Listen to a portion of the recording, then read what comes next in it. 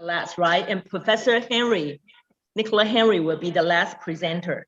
Okay. Hopefully I'll still be awake. And Rob Spector will be the second to the. Will he be around? I don't know. I'm not sure. You want to check I'm just sending him an email. He's just sent another email, and I'm just sending him a screenshot of how to get on. So he doesn't know how to get on? No, he's still confused, I think. I sent an email to him, but I'm just sending him an email again with the screenshot and the link to this particular meeting. Okay, so just in case Rob couldn't show up or he has technical difficulty, but actually he's technician. I mean, maybe he just doesn't have the link or something. So Kevin is checking up with him right now. So we'll just start, okay? So, and the first will be Fang Jun, and the second will be Professor Xie, Jiarong, and the third one will be the President Hyung-hee Son, and the fourth will be Gail, Professor Dines, and the last one will be Professor Henry. Okay, that's the order of our presentation. Okay, so shall we start now? Okay.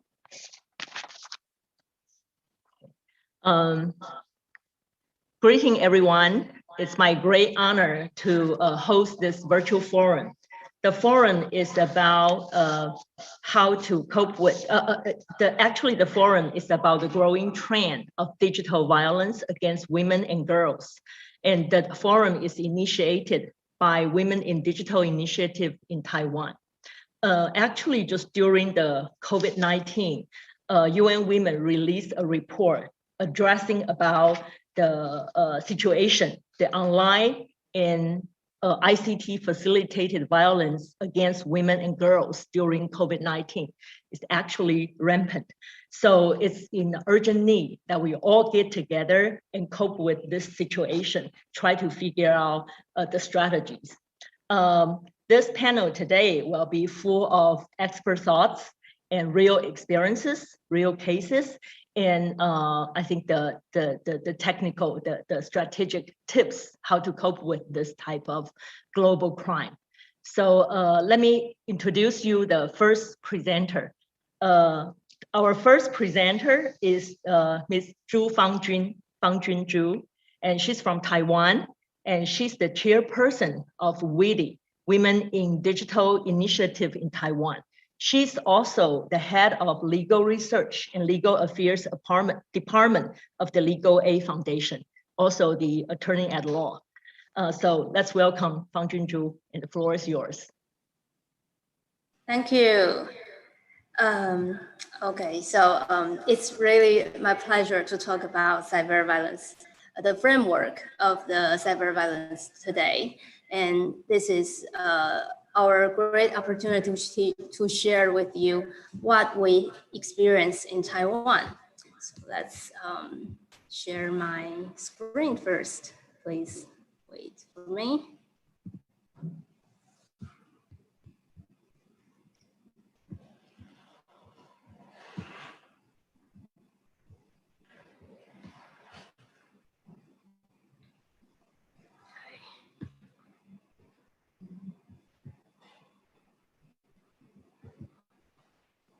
Here, I hope you'll see my screen. Yeah. Okay, so I want to introduce you a little bit about WIDI. WIDI is an advocacy group aiming to eliminate all forms of gender-based violence in Taiwan, especially cyber violence against women. WIDI boasts members from different fields, attorneys at law, like myself, scholars, and social workers, etc. Gender-based cyber violence is already a serious issue around the world. Thus, many organizations already give close attention to this issue and conduct comprehensive research, like Association of Progressive Communication under UN, UN Women, EU Parliament, and so on. On the slide, you can see the definition of gender-based cyber violence by APC and CEDAW. For example, from APC, it says acts of gender-based violence that are committed, abetted, or aggravated in part or fully by the use of information and communication technologies, ICTs, such as mobile phones, the internet, social media platforms, and emails. And in 2020, the Economist Intelligence Unit, affiliated with the magazine Economist, completed another new research on prevalence of online violence against women among top 51 countries by the number of persons online. As the graphic shows, the prevalence of cyber violence against women is alarmingly high, and there's regional differences. Like we can see in Africa, the prevalence is 90%, and even worse in the Middle East, it's 98. Okay, so WIDI has been observing all forms of cyber violence based on gender, along with our experience helping the victims, and trying to present them in an organized way to yield strategies combating different forms of offenses.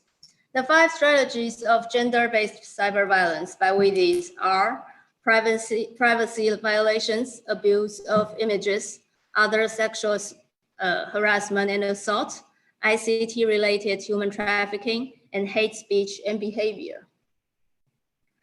It is a non-exhaustive list of many forms of cyber violence online against women, an attempt to paint a comprehensive picture of the phenomenon. The line between the categories can sometimes be vague due to different definitions of the same terms among different entities, or for strategic reasons for advocacy.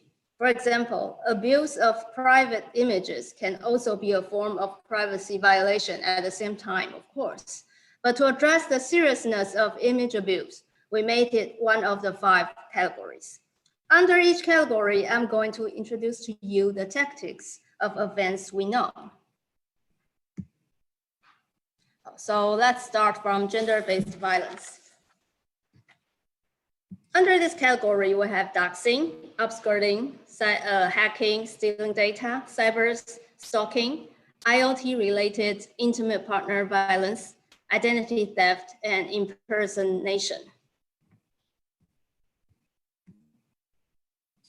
The definition of doxing can refer to publishing anyone's information online, or can apply specifically to uncovering the real person behind an anonymous handle or username and exposing them online.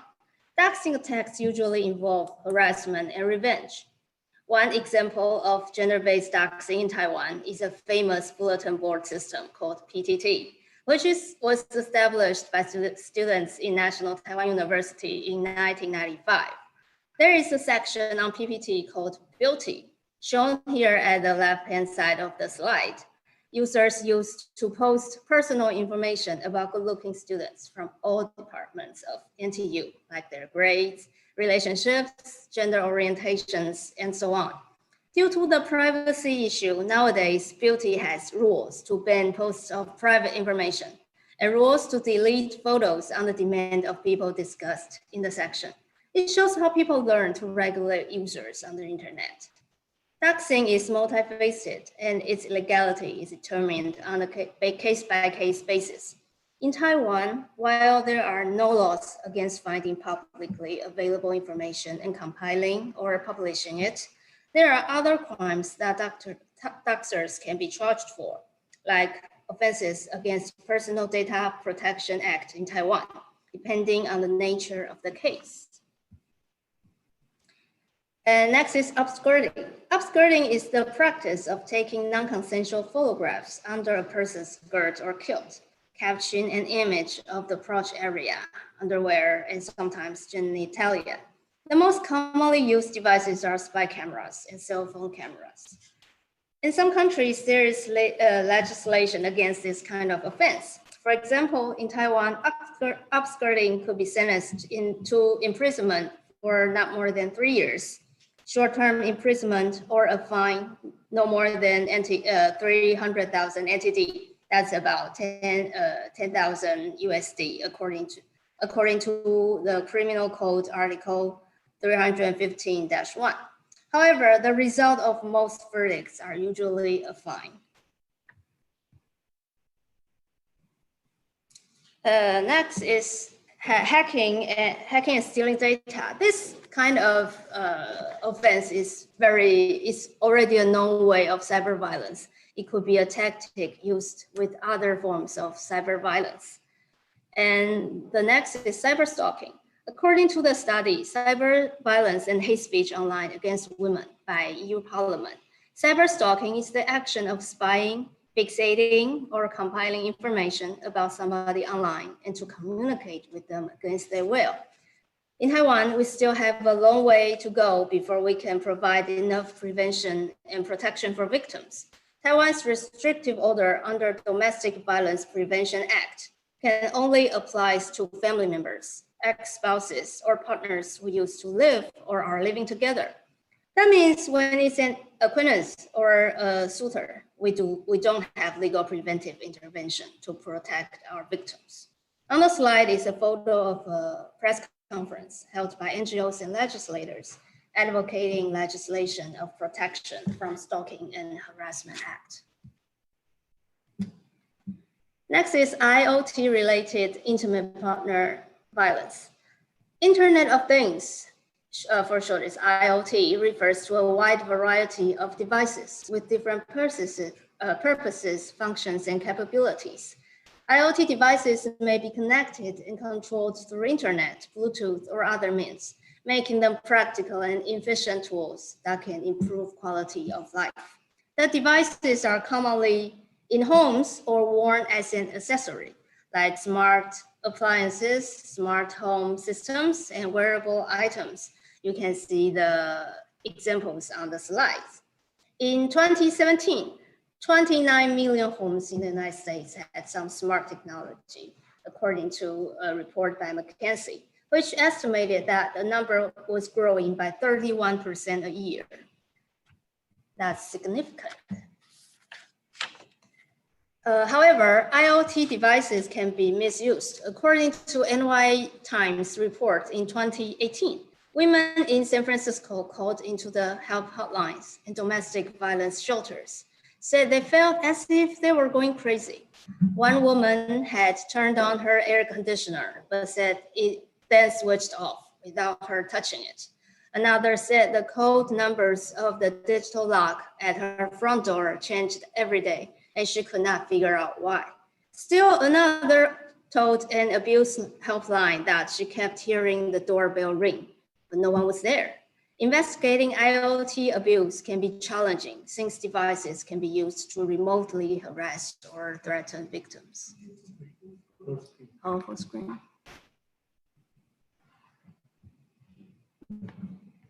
Okay.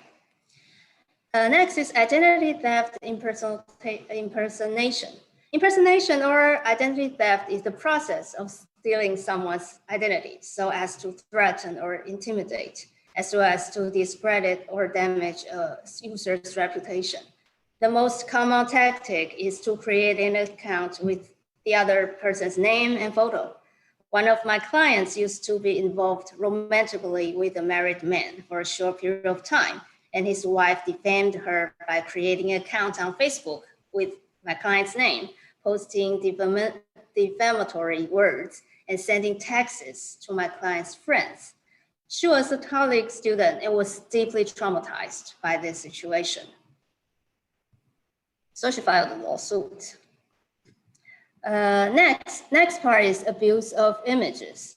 Under this category, we have non-consensual dissemination of private sexual images, sextortion, and AI and ML misuses and abuses.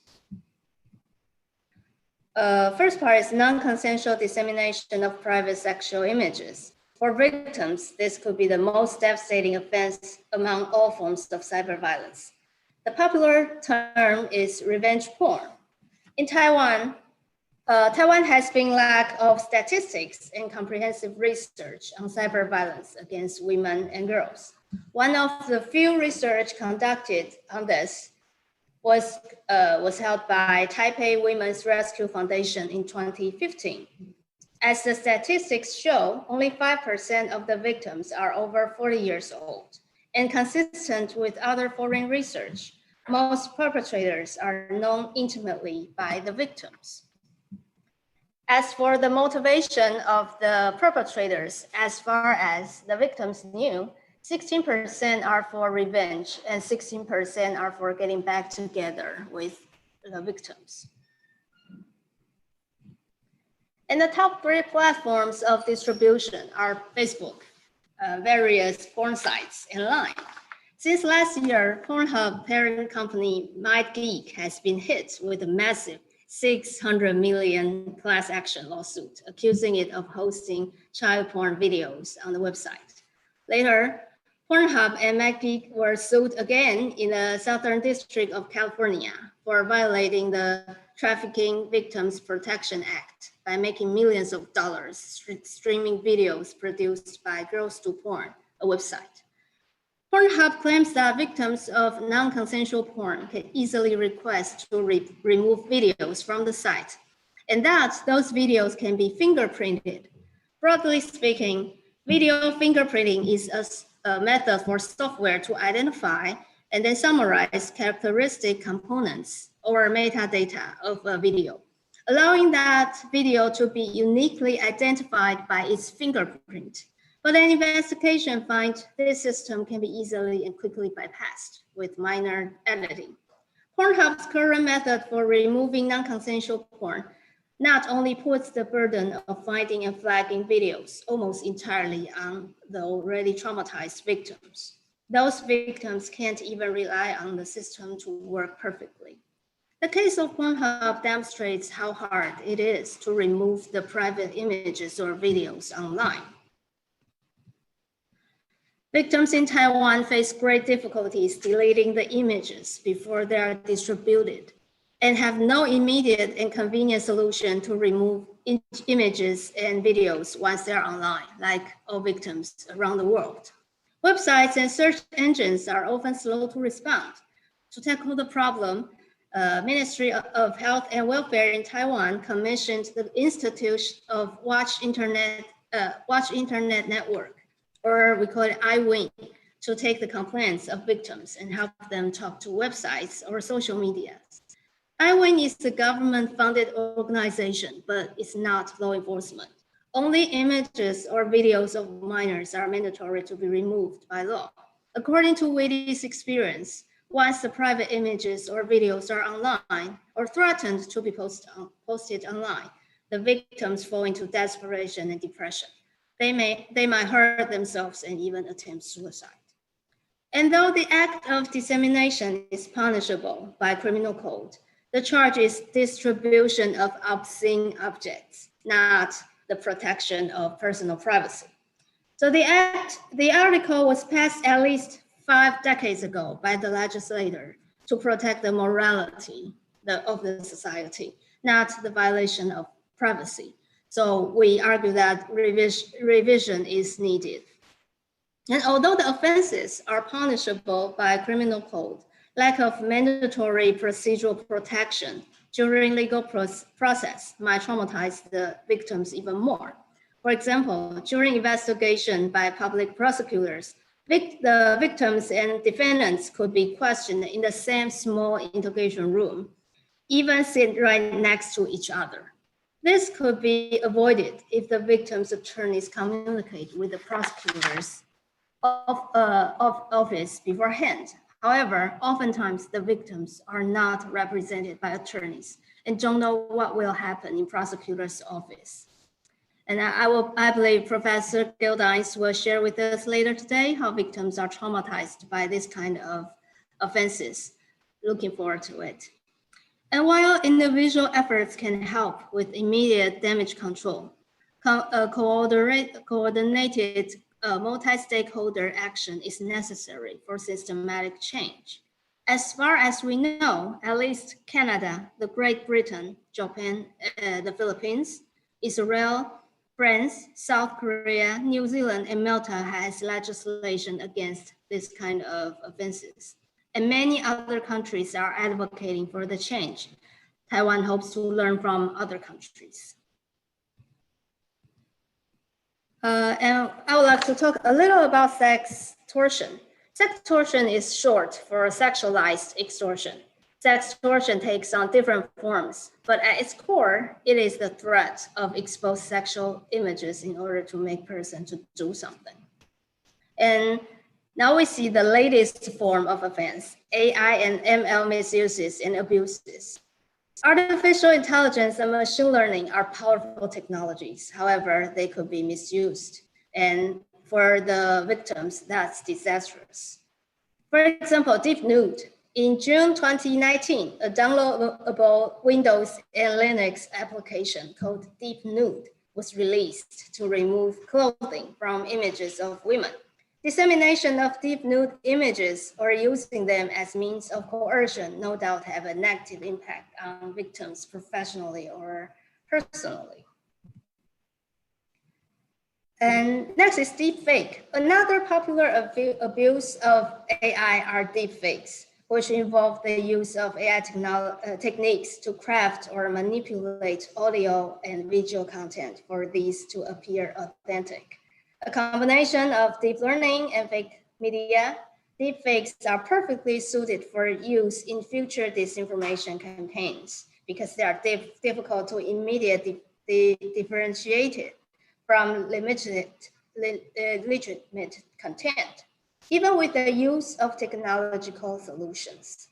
Because of the wide use of the internet and social media, deepfakes can reach millions of individuals in different parts of the world.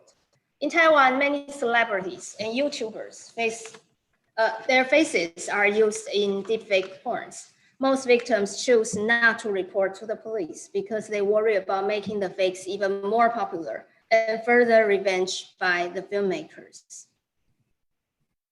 And other cyber sexual harassment and assault that include cyber flashing, sending obscene text, sounds, images, virtual reality groping.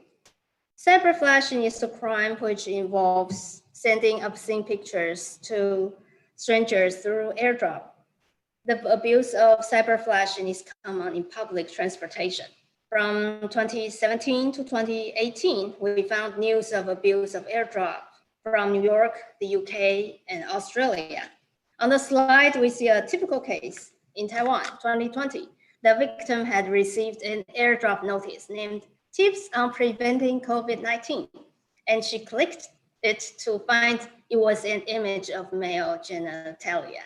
The distribution of obscene images is criminal offenses in Taiwan, so the victim reported it to the police. However, like other victims worldwide, the police told her it's very hard to trace the perpetrators. And about virtual reality groping, simply put, it's a cyber violation in the virtual reality world. As the gaming world advances, women are facing the same physical threats online as offline. As virtual reality technology becomes more immersive, the line between our real bodies and our digital bodies begin to blur. According to the victims, the psychological trauma was about equal. The shock they felt from real life groping versus that first virtual groping was about the same. And next is ICT related human trafficking. This trafficking of women using technology means is common for now, such as recruitment, luring women into prostitution and share stolen graphic content to advertise for prostitution. The notorious Telegram nth room incident happened during 2018 to March 2020 in South Korea, shocked the world. Our representative from KCLV RHC will share this more in detail. Next is gender-based hate speech and behavior. Sexist hate speech is defined as expressions which spread, incite, promote, or justify hatred based on sex. For example, posting and sharing violent content consists of portraying women as sexual objects or targets of violence, using sexist and insulting comments, abusing women for expressing their own views and for turning away sexual advances, or pushing women to commit suicide. Here you can see on the slide are examples in Taiwan. It says, don't have a crush on her, rape her, and Taiwanese girl needs to be beaten, and so on. And a famous incident about hate speech in Taiwan happened in 2017. Professor Xie will share this later with us, so I'll be brief here. Thank you for your time. Looking forward to the discussion later. Thank you. Thank you, Fang Jun. Actually, WIDI, the NGO here in Taiwan, engage scholars, experts, other NGOs to develop this two-layered 5 categories and 21 subcategories in total. So I'm quite sure all the participants and the audiences will have a lot of questions about these categorizations. We'll come back to this later. Now we have our second presenter, Professor Xie Jiarong. Okay, the slides, please. Yeah, okay, thank you. Professor Xie is the member of Taiwan Nurses Association, and she is now associate professor at School of Nursing, College of Nursing, National Taipei University of Nursing and Health Sciences. Her topic today, she will use real cases to showcase online sexual harassment and gender-based online hate speech nurses' experiences here in Taiwan in the action Taiwan Nurses Association take. Okay, the floor is yours. Okay. Just wait me a moment. Let me open my slide.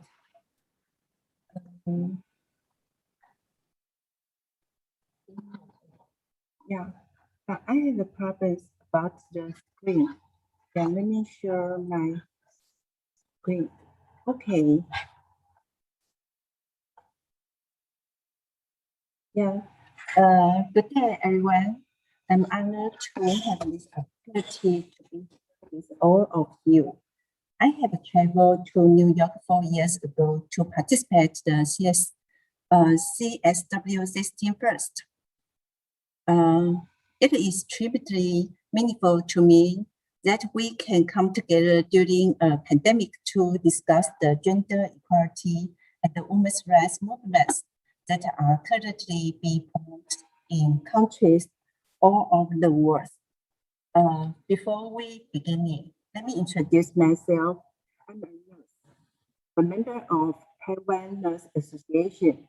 Also, I'm a faculty of nursing at NTU NHS. Yeah. I want to talk about a real cyberbullying instance, a real case to explain a case of sexual harassment in a virtual environment in Taiwan 2017. Share what action our nursing team took and provide some policy recommendation. This is my outline. That has 3 parts. The photo is from CSW 4 years ago.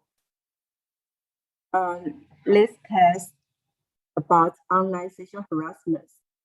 A man influencer posted a selfie video on YouTube that showed him alleged interaction with nurse at a hospital. In this video, he verbally abused the nurse by making discriminatory, hateful remarks at them.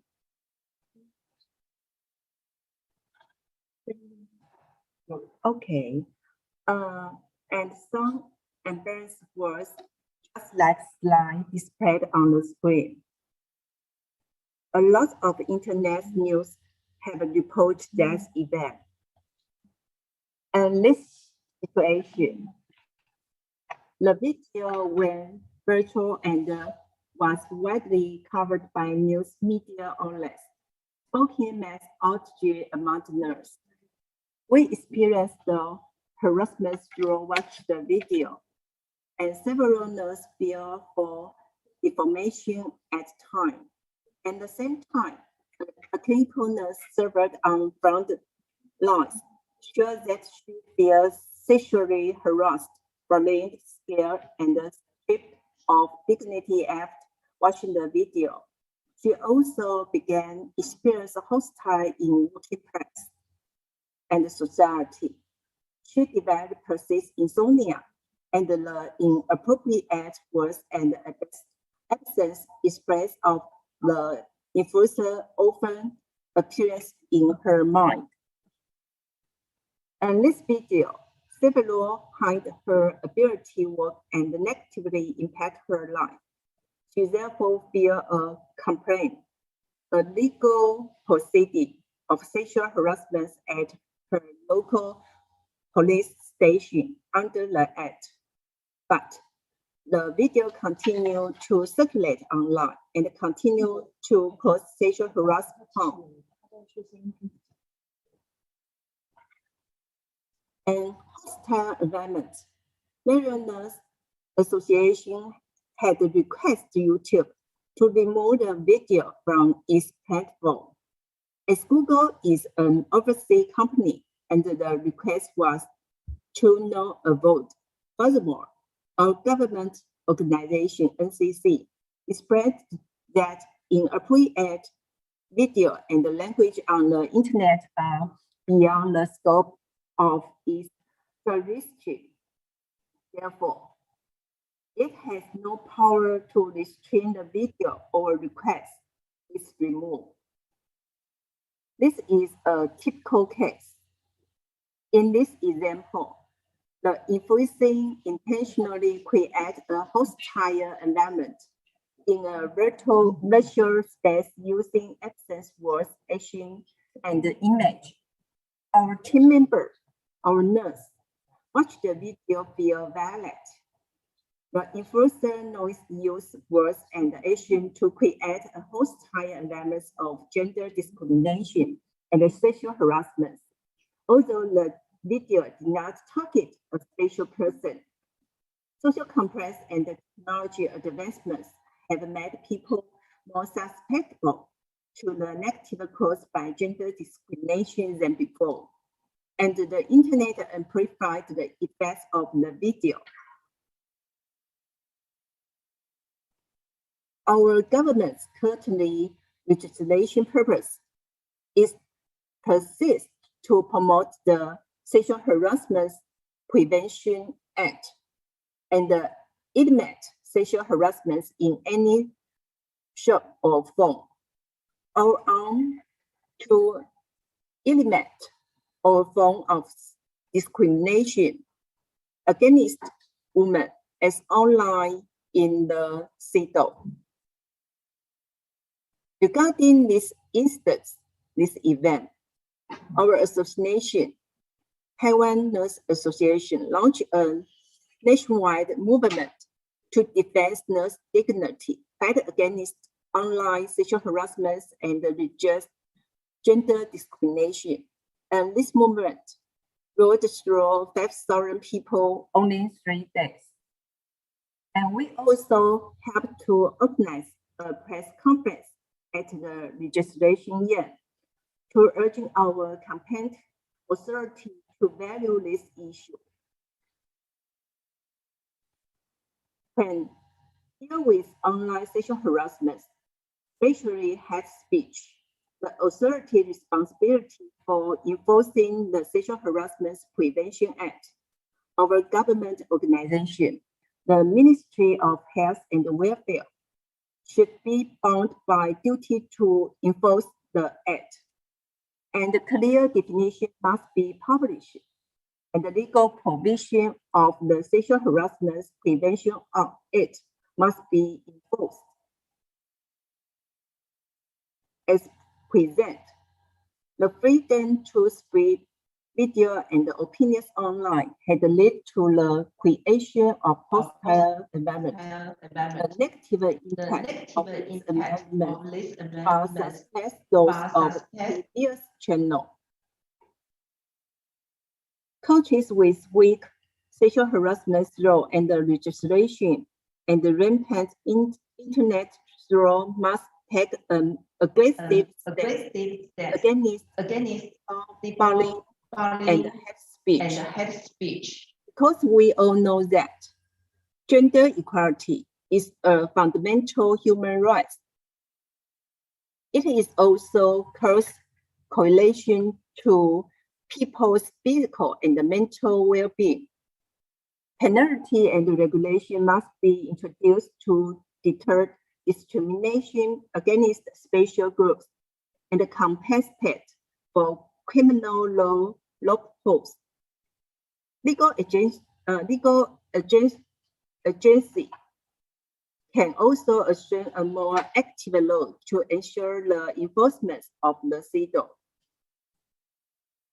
We actively pursue a friendly and inclusive environment free of gender discrimination, prejudice, and gender-based violence. Let me summarize the important conclusion.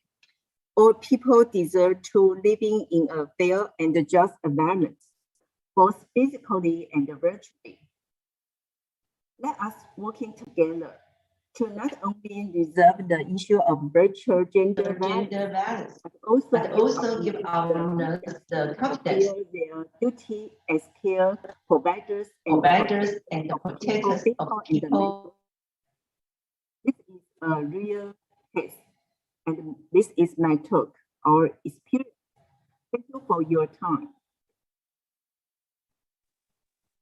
Thank you, Professor Xie. Thank you. I just want to make sure the sound effect is okay. So can everybody hear the voice clearly?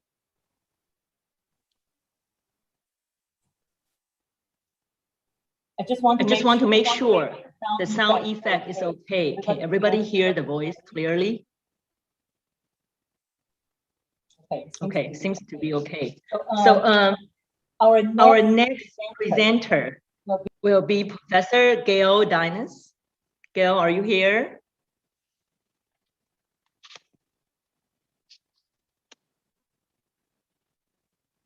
Hello, Professor Gail Dinas.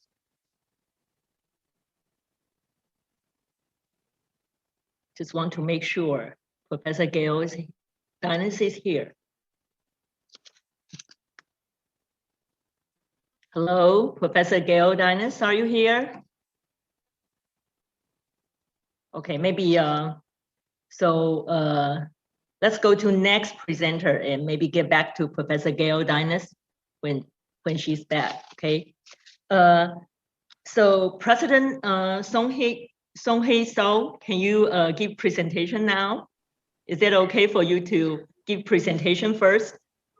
Okay. Thank you. President Song-Hye So is the president of Korea Cyber Sexual Violence Response Center. She will talk about the Telegram sexual exploitation case in the legislative situation in Korea. And we have interpreter Ciyuan Li from Taiwan, and she's the exchange student now based in Seoul. So thank you, President So. Can you, floor is yours, okay? Thank you.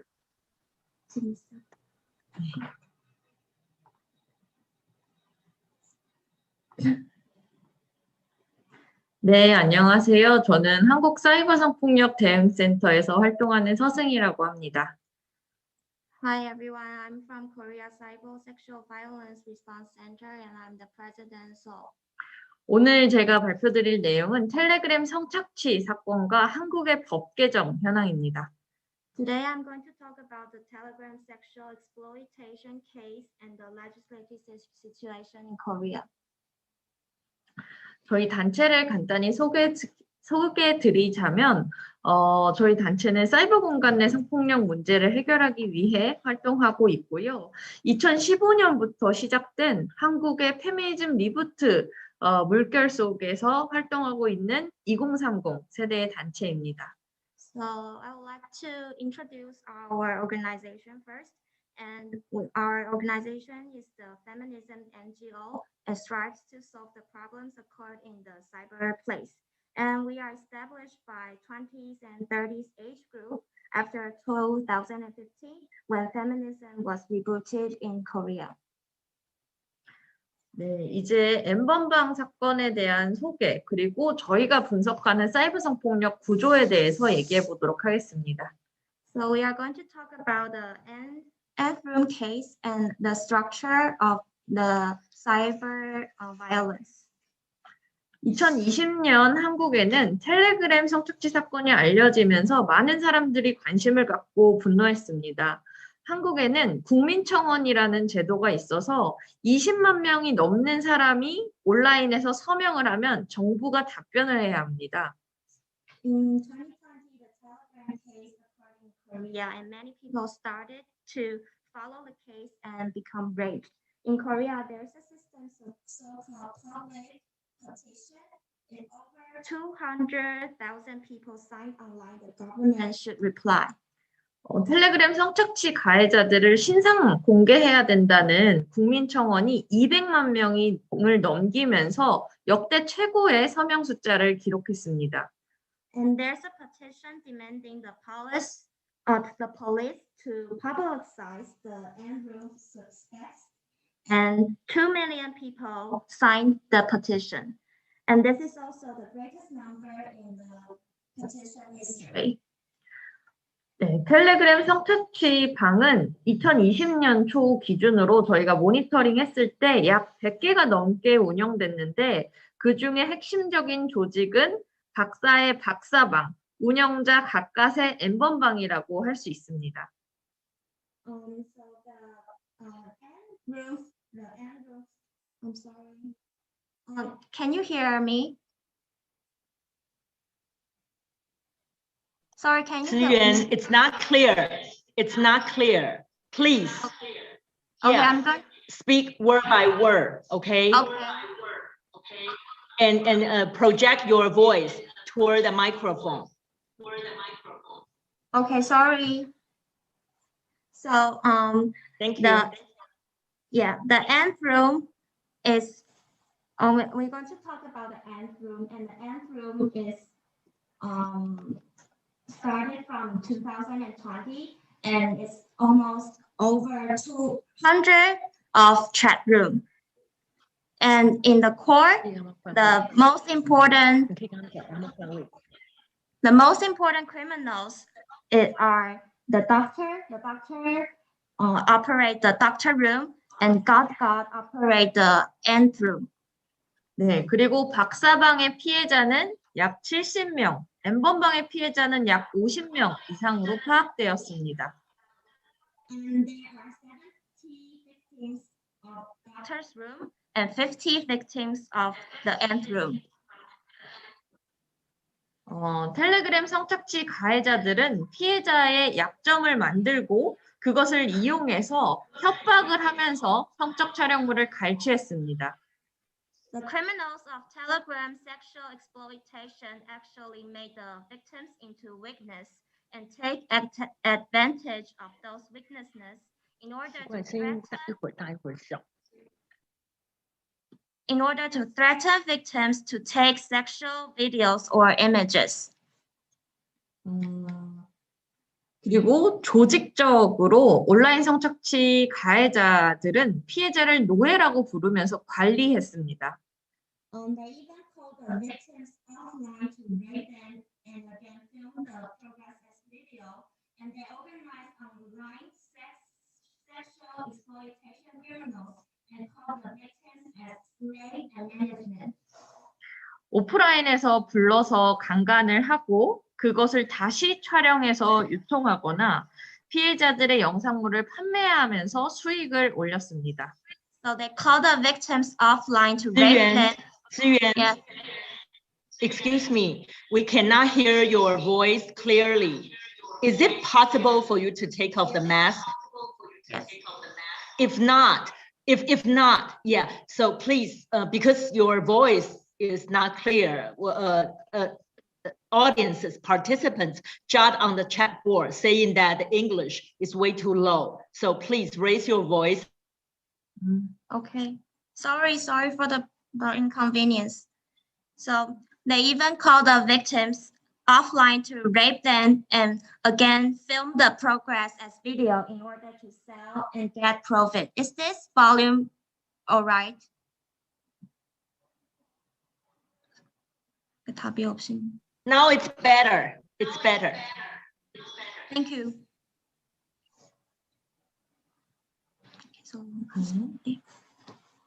저희 단체는 촬영물을 이용한 성폭력이 산업구조 그리고 문화구조로 구성되어 있다고 분석하고 있습니다. 성착취 영상물을 사고 팔면서 만들어진 대규모 산업구조가 있고요. 그리고 성착취 영상물을 소비하는 문화, 피해자에 대한 문란한 여성이라고 낙인 찍는 문화입니다. So our organization analyzes this film-based cyber violence into two kinds of composition.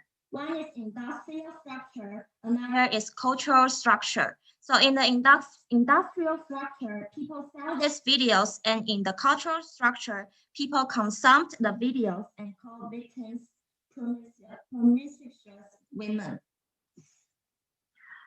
이 그림은 카르텔 형식으로 연결된 산업 구조를 보여줍니다.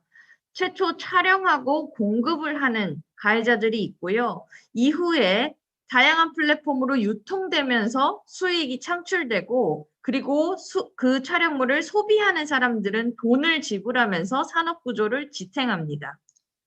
This picture is the explanation in cartoon form about the sexual violence connect to each other. From the beginning, the criminals take the video and provide after that, and people spread the videos and gain profit. And then people pay money to consume them and support the industrial structure.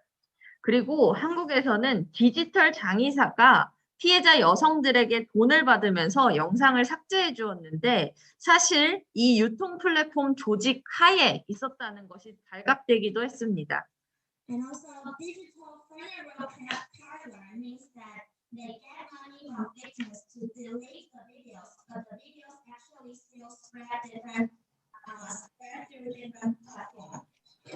I'm sorry, Ziyuan, but we cannot hear your voice again either. 그래 잘해. Yeah. Oh, thank you. Thank you very much. Yeah, it could be better. Thank you. Sorry for the interruption. 어디부터 다시? So 디지털 장의사. 네. And also the digital funeral parlor means they get money from victims to delete the videos, but the videos actually still spread to different platforms. And which means that from a side, someone keep on spreading the videos, but another side, they get money from victims and delete the videos. 네, 대표적으로는 2018년에 공론화됐었던 웹하드 카르텔이 있습니다. And the most representative case was the web cartel occurred in 2018.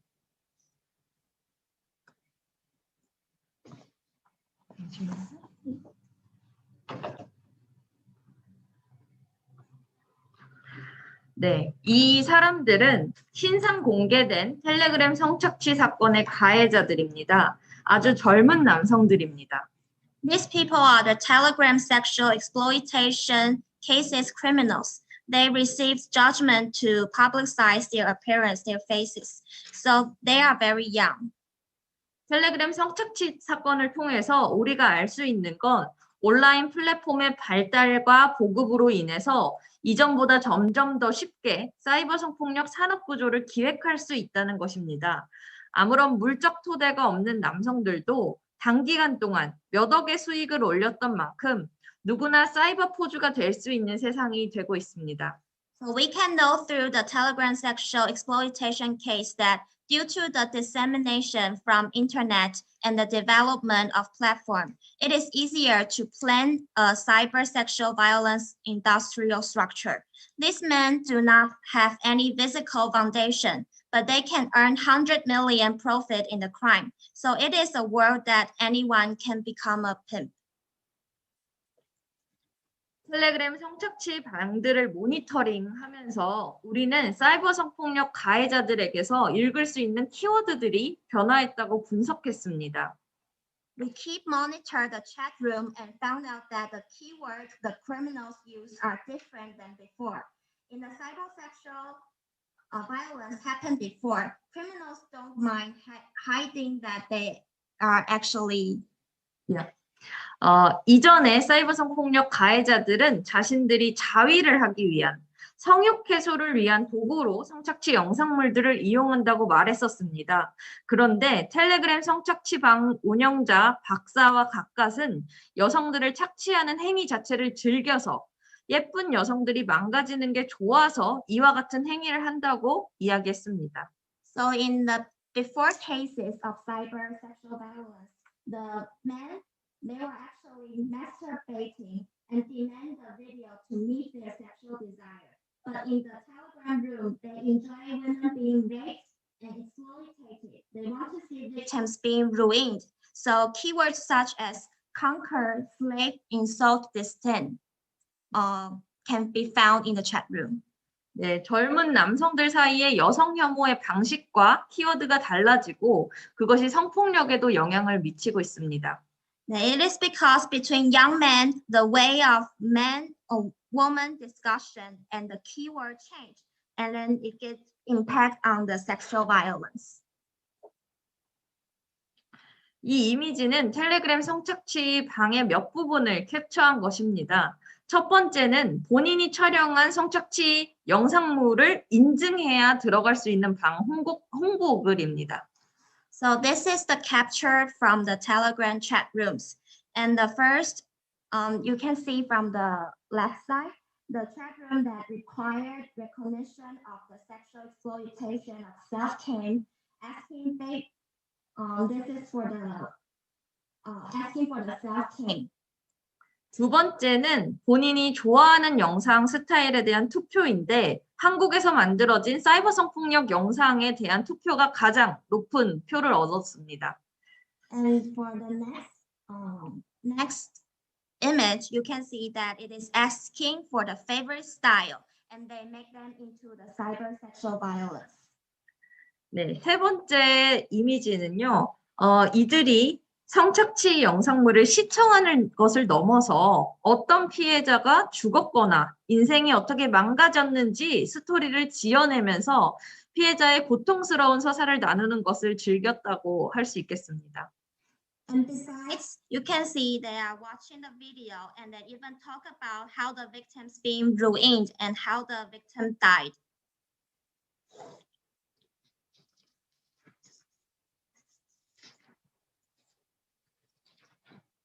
이와 같은 텔레그램 성착취 사건에 한국의 NGO들은 연대체를 만들어 대응했습니다. 약 60개 정도의 여성단체가 함께하고 있으며 공동 변호인단을 만들어서 피해자를 지원하고 있습니다. So in Korea, the NGOs get together and respond to the Telegram exploitation case. They even established the Telegram exploitation countermeasures committee. And the NGOs link up together, and there's almost about 50 sisterhoods tied up together.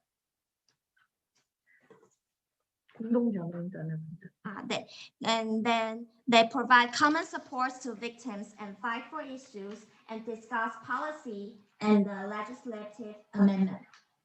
네.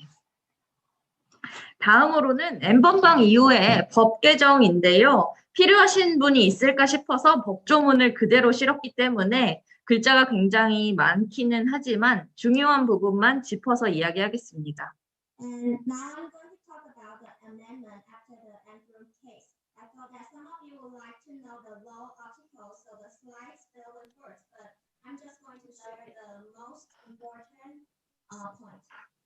Sorry, we cannot hear you. 그래서 안 된 거예요.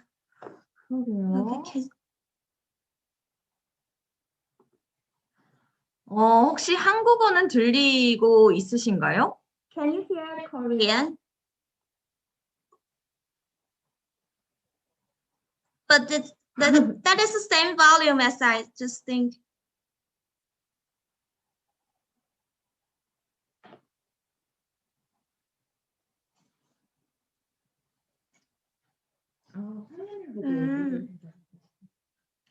그렇게? 고개를 숙이고. 네. 그렇게 해보겠다고 했어요? 네. So I think I will just look at in front, so the volume will just go up. Yeah. 한국에는 성폭력범죄 처벌법과 아동청소년 성보호법이 특별법으로 분리되어 있습니다. 그중에 성폭력 처벌법 14조는 촬영물을 이용한 성폭력을 처벌하는 가장 중요한 법률입니다. So in Korea, there is the exception law associated with sexual violence crime punishment, and it is separate for the children and juvenile. N번방 방지법 이전에도 이 법률은 3항으로 구성되어 있었는데요. 14조의 1항은 불법 촬영하면 처벌한다. 2항은 유포하면 처벌한다. 3항은 영리 목적으로 유포하면 처벌한다는 내용이고 각각 형량은 5년 이하 3천만 원 이하의 처벌 혹은 사망에 대해서는 7년 이하 처벌의 내용입니다. But before the End Room Prevention Act, the law was amended in 2018, and the paragraph 14, in the article 14, the paragraph 1 is about the illegal film, and then it's going to be the 5 years imprisonment and 300,000 won. It's for the pay. 개정 전에는 처벌 가능한 유형이 제한적이기 때문에 산업구조에서 공급자 역할을 하는 촬영과 유포 행위에 대해서만 처벌할 수 있었습니다. Before the amendment, the punishment was restrained, and only the provider role and the act of spreading get to be punished. 다음은 아동청소년 성보호법입니다. 11조에 아동청소년 이용 음란물의 제작 배포죄가 있습니다. And the next is the law associated with the children and the juveniles. And in the Article 11, it's about the obscene materials production. 이 법률의 가장 큰 문제점은 음란물이라는 표현으로 해당 범죄가 성폭력이 아니라 음란물을 만들었기 때문에 처벌한다는 관점입니다. The problem of this act is that it's because criminals produced the obscene materials and got punished, but not because the criminal commits sexual violence. 이제부터는 N번방 방지법 때 개정된 부분들을 살펴보겠습니다. And let's take a look about the End Room Prevent Act. 성폭력 처벌법 14조의 1, 2, 3항의 형량이 7년 이하에서 5천만 원, 3년 이상의 유기징역으로 대폭 상향되었습니다. So the punishment went up to 7 years in imprisonment or impose a fine under 50 million won. 더욱 중요한 것은 이 뒤에 신설된 내용입니다. And the most important is the new established paragraph. 네, 14조의 4항이 신설되었는데 촬영물을 소지, 구입, 저장, 시청하면 처벌받게 됩니다. 즉 촬영물 산업구조의 공급자뿐만이 아니라 수요자까지 처벌할 수 있는 것입니다. So the new established is the 4th paragraph. And in the 4th paragraph, criminals who possess, purchase, download, watch will get punishment, which means in the industrial structure mentioned before, not only provider will be punished, but also the owner. 이것은 굉장히 중요한 개정이고 다양한 의미를 갖습니다. 그리고 5항에 상습 가중죄가 신설되었습니다. And this is also the most important amendment in many meanings. Also, in the 5th paragraph, a criminal who commit the crime from the 1st paragraph to 3rd paragraph by habit will get the 1.5 aggravated punishment. 네, 또한 14조가 3개로 나눠져서 14조의 2와 14조의 3까지 만들어졌습니다. 14조의 2는 허위 영상물의 반포라고 해서 합성해서 만든 성착취 이미지에 대해서 처벌할 수 있는 법률입니다. Also, the 14th article is divided into 1, 2, 3 paragraphs.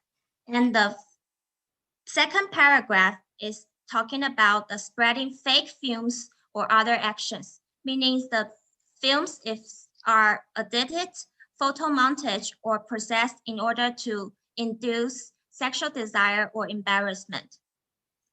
14조의 3으로 촬영물을 이용해서 협박하거나 강요하면 처벌할 수 있는 법률이 신설됐습니다.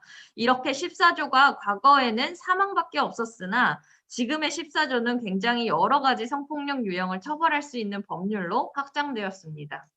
So the 14th article, the third paragraph, is using the films to threaten or coerce. And this means that the 14th article has only 3 paragraphs, but now many types of sexual violence are included and it's expanded. 이번에는 아동청소년 성보호법의 개정 내용을 살펴보려고 하는데요. 전체적인 구성이 바뀌지는 않았지만 가장 중요하게는 음란물이라는 표현이 성착취물이라는 표현으로 대체되었습니다. And now let's look at the sexual violence crime punishment with the children and the juvenile. This structure didn't amend too much, but most important is that the obscene materials words are changed to sexual exploitation. 그리고 형량도 전반적으로 상향되었습니다. And the punishment also get more stricter. 이 법률은 온라인 그루밍에 대해서 처벌할 수 있는 법률로 바로 한 달 전에 만들어졌습니다. And now I'm going to talk about the act that is 1 month ago amended to punish online grooming. 아동청소년 성착취 목적으로 정보통신망을 이용해 접근하면 처벌할 수 있고요. 또 한국 경찰들이 이런 상황에 대해서 위장 수사가 가능한 근거 법률이 함께 만들어졌습니다. And so the article 11 is talking about to product or spread children and juveniles targeted obscene materials. And also the police can go over and can go over and just and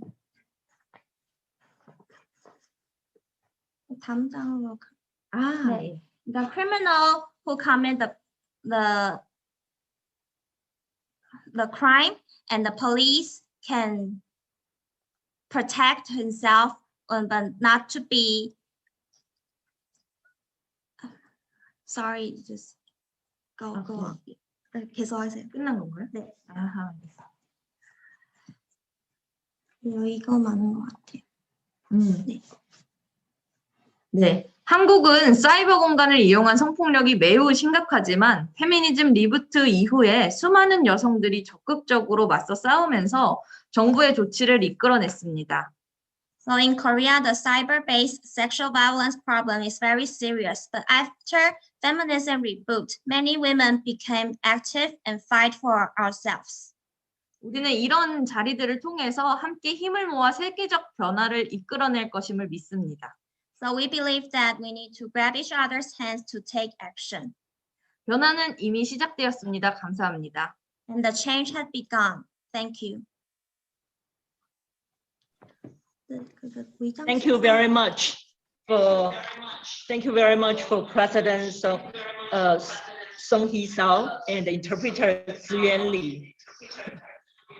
Sorry to keep asking you to readjust the volume. Thank you very much. You paint a very clear picture for us, especially about the law enactment.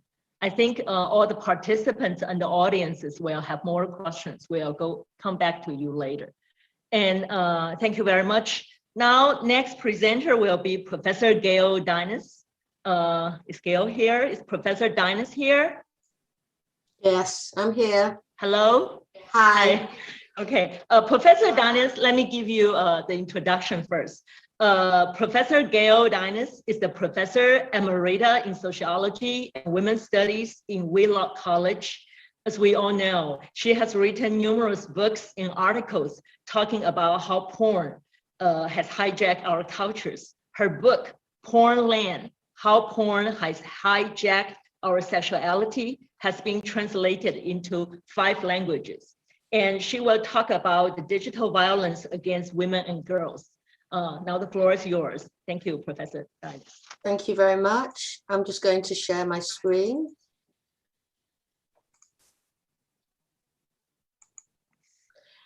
Right, so my topic is going to be specifically around the porn industry and how it is a form of digital violence against women and girls. So today we now called child pornography child sexual abuse images. The name has changed virtually all over the world. Why did they change it from child pornography to child sexual abuse images? The reasons are children can't consent to pornography. It is a documentation of child sexual abuse. The image is a crime scene. Children are harmed on multiple levels by production, and all children are at risk by the distribution and consumption of child sexual abuse images. The core of my argument today is going to be that we have to rename pornography to women sexual abuse images, so it captures the reality of porn as the documentation, distribution, and consumption of violence against women. So again, I am arguing for a rename of pornography to what it really is, which is women's sexual abuse images. And I'm going to be focusing on today's mainstream industry.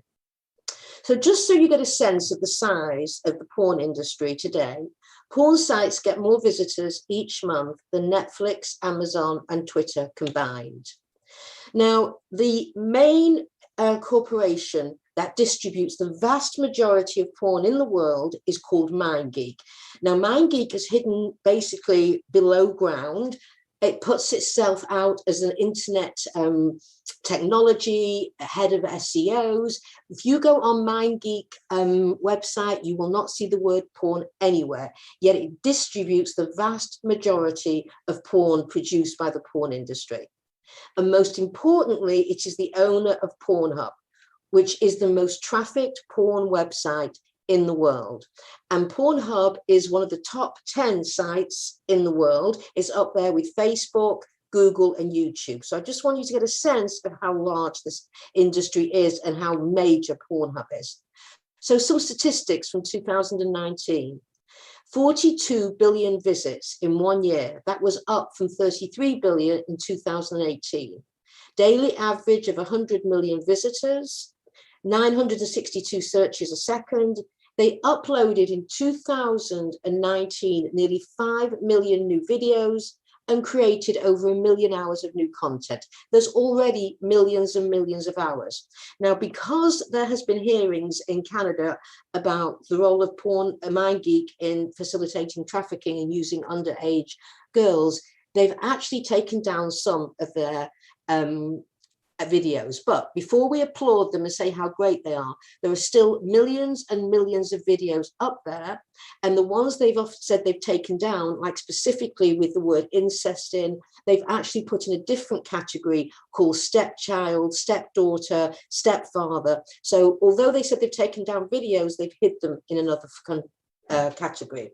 Now, what do we know about what's on porn sites? So this is a study by Anna Bridges that was in 2010, and they looked at 300 of the most watched porn scenes, and they found that 90% contained at least one form of violence against women. Now, Anna Bridges and a team have just updating this, and it's now not 90%, it's 100%. And anyone who's ever spent any time looking at pornography should not be surprised by this, because I myself have never seen in mainstream porn today images that do not contain violence against women. So let's get into Pornhub and see what the main sex acts are. Well, acts of violence, really. So in virtually every scene, you're going to see, first of all, gagging, which is a woman being gagged with a penis that's so far down her throat, she can't breathe. She starts to gag, the tears are streaming down her face, and just to make it a little bit more hot, they actually hold her nose. And sometimes she vomits, and they keep those vomiting scenes in. Strangulation. Now, strangulation is not gagging. Strangulation is hands around the throat. Very important difference. First of all, studies show that when women are strangled and when they're being battered, that they are more likely to die at the hands of their batterer. Number two, when you are strangled, it can take up from 5 to 7 days for it to show up. So you can, and I've seen this in pornography, where women are being strangled, hands around the throat, their eyes start to roll back and they virtually pass out. So you can pass out, wake up, think you're okay, go to bed 4 days later and die, because that's how long it takes for the passages to swell up. Very, very rough anal sex, to the point that they are pounding away at this woman. And one of the big problems for women in the porn industry is having anal prolapses, literally where their anuses drop out of their body, which is why most women in porn can only withstand 3 months because of the violence. Standard end of every porn scene is ejaculation on the face, where they ejaculate all over, and often 3, 4, or 5 men. And increasingly it's in the eye, to the point that before they had to close down because of COVID, there was an antibiotic resistant strain of gonorrhea of the eye going around the porn industry. Hair pulling, spanking, spitting in the face. So the average porn scene today on Pornhub is a woman being orally, anally, vaginally penetrated, being slapped, being spat in the face, being called every single name you can imagine, from bitch, whore to cum dumpster to more that I won't mention. This is your standard scene, and the end is ejaculate all over her face. This is violence against women. Those women on the porn set are being abused, sexually annihilated, and sex has become weaponized by the porn industry, which is why we need to call it what it is, which is images of documentation of violence against women. Now, porn is not considered violence against women because they, quote, consent. And we hear this over and over again. They consented, they consented, they consented. Well, let's begin to ask what this means. There is a kind of fetishization of consent, that somehow if she signed a contract, that makes everything okay.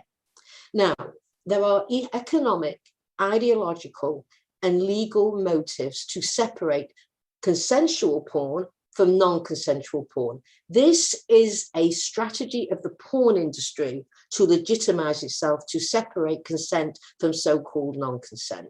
Now, the motive here is to make a false distinction between what is legitimate, the good guys, and not legitimate, the bad guys. So the bad actors, according to the porn industry, they use trafficked women, they use underage girls, they have revenge porn. And I just want to say, I totally understand why we need the term revenge porn as a legal term. But let's remember, pornography is revenge against all women as a sex class.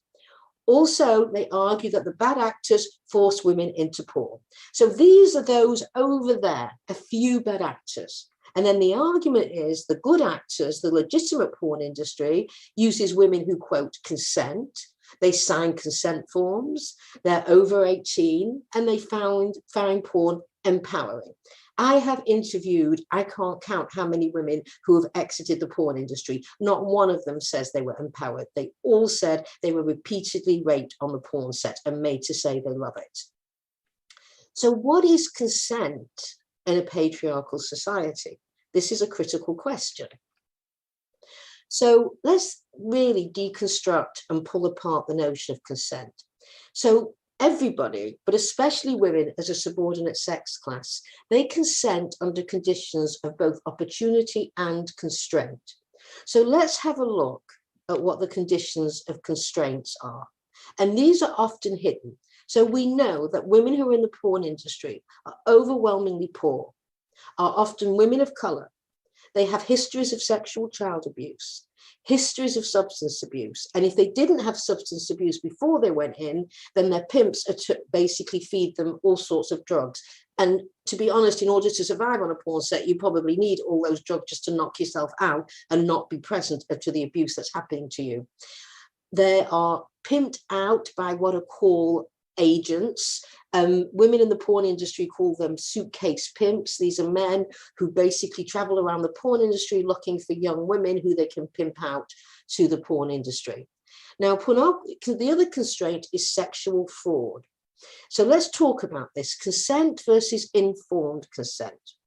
When you go and have an operation, you have to sign an informed consent form. You can't just say, sign here to have the operation. They have to explain to you exactly what happens there and what could go wrong. Now, when you look at the consent forms of women in pornography, they say, will you do these acts? Anal, double vaginal, ass to mouth, all of these things, and they sign. Now, first of all, we know that on the first day on the set, the first thing they do is they get the women to do a sex act they said they would not do, because that's how you break them. Secondly, the consent forms they sign are not informed consent. You have to explain everything that's going to happen. Are you willing to get possibly a antibiotic resistant strain of gonorrhea of the eye? Are you willing to get repeated anal prolapses? Are you willing to give your image up, probably make no money from it, never see any money, always be considered a slut or a whore? These images will live on after you die. You will never get it back. And these are the kinds of things you want to do. And remember, these are often young women with, as I say, histories of sexual abuse, substance abuse, and being pimped. So really, when we say consent, we do not know that these women have consented.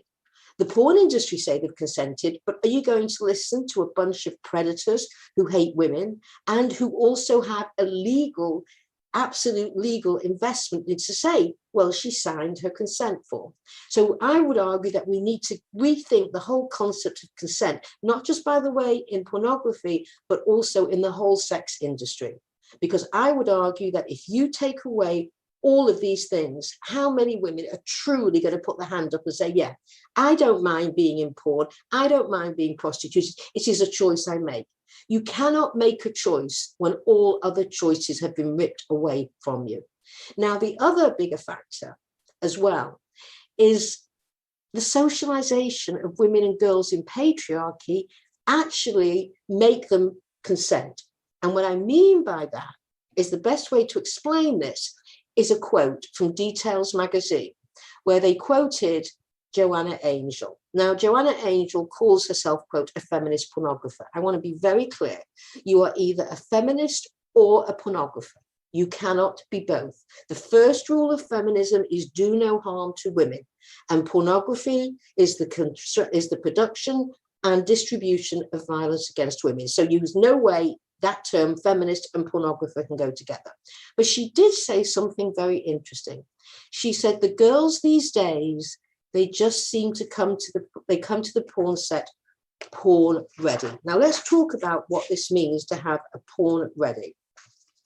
So what happens in our culture is we socialize our girls mainly through an image-based culture, where we tell them that you're either visible or invisible, and visibility is through looking, quote, fuckable. So it's fuckability versus invisibility. And these images of hypersexualization again and again thrown at these young women are indeed, as Joanna Angel said, making them porn ready. Now, Neil Postman, the very well-known media critic, said that when we lived in a print-based culture where the dominant form of communication was the printed word, we developed some immunization to the seduction of eloquence of the printed word. We have not developed any such immunization to the seduction of eloquence of the image. Images have a profound impact on the way that we socialize young women. And so when you're throwing images at them constantly to be hypersexed, to be pornified, to telling them this is what it means to be a woman in this culture, then of course they're going to be porn ready. And as one child rapist told me in prison, when he was in prison for raping his 10-year-old stepdaughter, and he was talking about grooming her, he looked me straight in the face when I was interviewing him, and he said, you know what? The culture did a lot of the grooming for me. So there's the child molester speaking exactly the same words as Joanna Angel. The culture en masse is grooming our girls en masse to see themselves as porn ready. So this is a way in which consent loses any meaningful reality, because how do you say no in a culture when you're told this is the only choice you have? So as Andrea Dworkin said, she said, think about pornography as social control, a democratic use of terrorism against all women, a way of saying to every woman, look down, bitch, because when you look up, you're going to see your legs spread. And of course, nobody ever said anything like Andrea Dworkin did. So what we're saying here is the documentation, monetization, distribution, and consumption of violence done to women by the porn industry reinforces, legitimizes, and celebrates women as a subordinate sex class in patriarchy. And that is because we have the best propaganda system in the world, which is violence against women, which is filmed, sold, distributed, and presented as entertainment. So we've created a toxic culture for women and girls. And especially the more image-based we are, the more toxic this culture has become, because the porn industry has cannibalized most of our imagery. So what do we want? The short-term goals. We want government legislation that defines women's sexual abuse images as non-state torture, which is exactly what it is.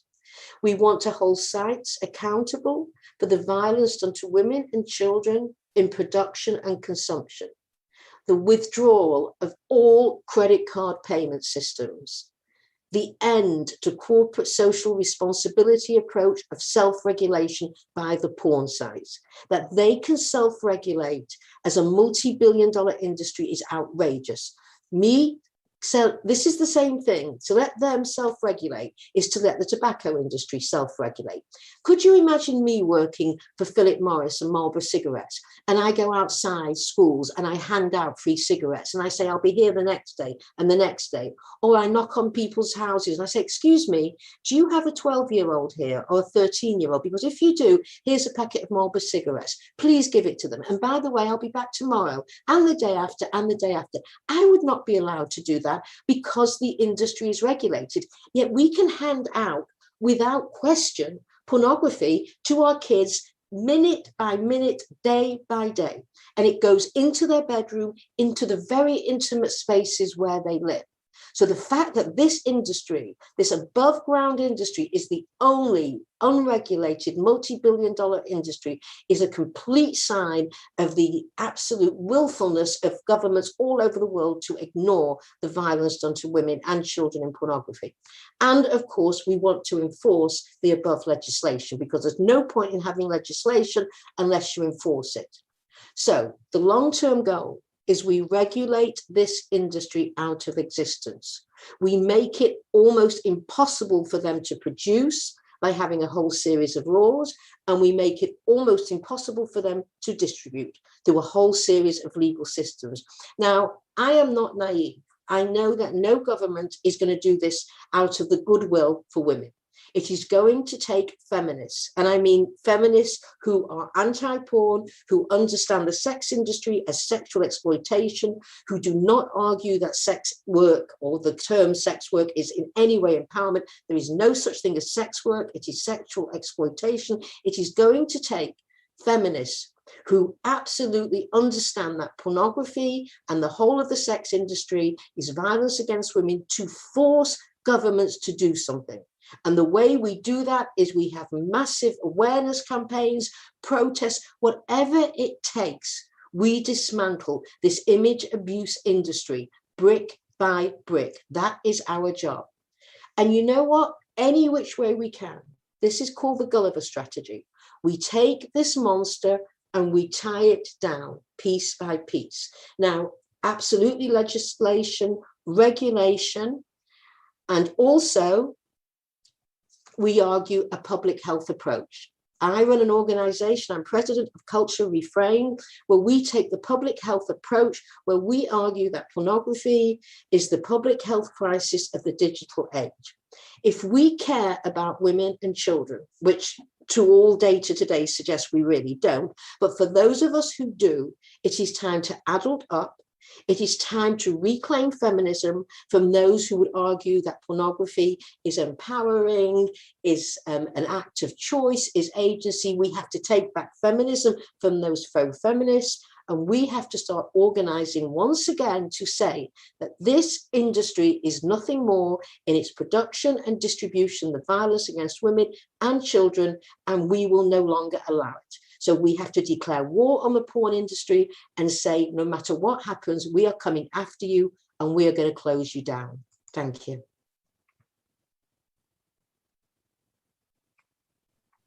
Thank you so much. Thank you very much, Professor Dinas. You made a very strong case about, let me see if my voice, can you hear my voice? Okay. You made a very strong case about why there's no women's consensus in porn industry. You talk about you cannot make choice when all the choices are ripped away from you, especially we're facing such a totally unregulated industry. And you lay out the short-term goals and long-term goals. Thank you very much. We'll get back to you. I think you have, when we look at the chat board, you have enlightened, encouraged a lot of participants and audience. Thank you very much. I'm sorry to say, to announce that Mr. Rob Spector couldn't make it today because he has technical difficulties to access to the forum. So we will not be able to have him with us today. So now we come to our last presenter. Last but not least, let's welcome Professor Nicola Henry. Professor Henry is a social legal scholar with over 20 years research experience in the sexual violence field.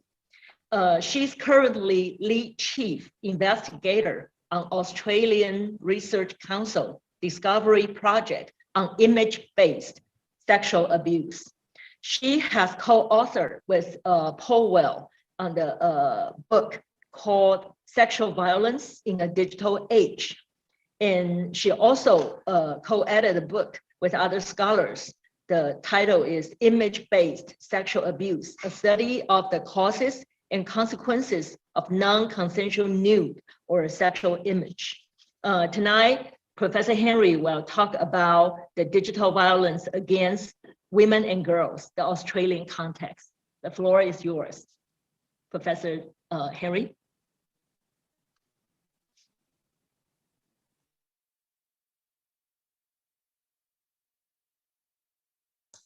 Okay, can you hear me? No problem, yes. Okay, fantastic. Before I will begin, I would like to pay my respects to Aboriginal and Torres Strait Islander peoples, including their elders past, present and emerging, and acknowledge today that I'm speaking to you from Wurundjeri land. And it's important to acknowledge that Indigenous sovereignty has never been ceded in this country and we're living on stolen land. So my name is Nicola Henry. I'm an Associate Professor and Australian Research Council Future Fellow in the Social and Global Studies Centre at RMIT University in Melbourne, Australia. I'm thrilled to be at this roundtable with you all and grateful to be participating in these important discussions on empowering women and girls and working towards the goal of gender equality in an ever-changing world.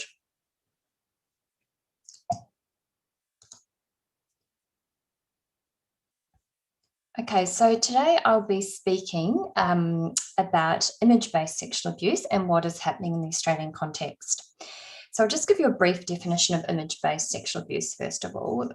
We refer to that according to three key behaviours. One is the non-consensual taking or creation of nude or sexual images. The second is the non-consensual sharing or distribution of images. And the third is making threats to share nude or sexual images.